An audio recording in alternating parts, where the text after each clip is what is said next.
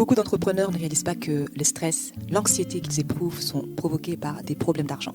De la finance vous sert au creux de l'oreille tout ce que vous devez savoir pour avoir l'esprit tranquille quand vous pensez à vos finances.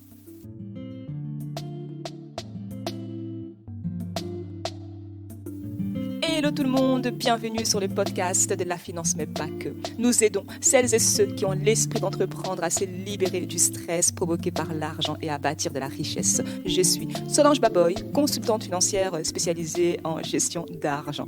Depuis les 2 épisodes précédents et les épisodes qui vont suivre, on va tenter de répondre à la question suivante: comment développer une activité complémentaire, une activité parallèle, tout en continuant de travailler à temps plein pour un employeur. On a déjà vu l'épisode précédent, l'étape 1. En fait, il y a 5 étapes. On a décomposé les processus en 5 étapes et on consacrera un épisode pour chaque étape. Hier, on a vu l'étape 1. Aujourd'hui, on se penche sur l'étape 2. Après avoir défini pourquoi tu les fais, l'étape 2 consiste à fixer des objectifs. Maintenant, cela semble vraiment allant de soi, ça semble évident, mais beaucoup de personnes se retrouvent en entrepreneuriat par hasard. Et puis, ils courent dans tous les sens pour répondre aux différentes sollicitations qu'elles ont. Mais encore une fois, si elles ne savent pas pourquoi elles les font, si elles ne savent pas où elles vont très vite se retrouver frustrées. Après avoir clarifié pourquoi tu les fais, j'aimerais que tu te fixes des objectifs précis qui vont t'amener à ce résultat. Disons par exemple que tu veux payer un camp d'été à tes enfants et que cela coûte 3 000 €. Alors tu te fixes un objectif que tu veux gagner 3 000 € de ton activité complémentaire au cours d'une période bien spécifique pour pouvoir payer le camp quand il faudra le payer. En fait, tu es parti de ta ligne d'arrivée dans le but que tu as fixé à l'étape 1. Ensuite, tu fixes des objectifs et des marquages au sol, des points de repère à atteindre pour t'amener à cette ligne d'arrivée. J'aime beaucoup faire du sport, donc j'ai toujours une bonne analogie de sport. Pour moi, la vie, c'est comme faire du sport. Et j'ai beaucoup d'objectifs en matière de sport.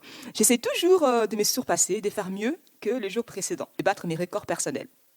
Peut-être augmenter la durée, le nombre de kilomètres, la quantité, l'intensité, la difficulté des différents exercices que je fais, ou encore courir un certain nombre de kilomètres en moins de temps. Si je me mets à faire du sport juste comme ça, sans avoir un objectif en tête, sans mesurer si j'ai atteint ou non ce que je voulais, je vais tout simplement m'épuiser et je n'aurai pas la motivation de continuer.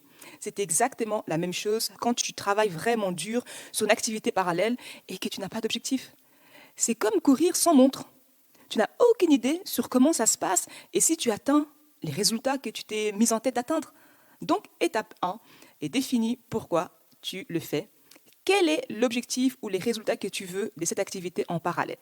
L'étape 2, fixe des objectifs spécifiques pour te conduire là où tu veux arriver. OK? Maintenant, nous sommes prêts pour l'étape 3, qu'on verra au prochain épisode. Le devoir pour aujourd'hui est de prendre une feuille de papier et de fixer des objectifs. Voilà, c'est tout pour aujourd'hui. N'hésite pas à écouter les autres épisodes du podcast de la finance mais pas que et à t'abonner. Je vous retrouve au prochain épisode. En attendant, prenez bien soin de votre argent et que la paix financière soit avec vous. Bye! Pour que l'argent ne soit plus une source de stress, apprends à le gérer grâce à de la finance.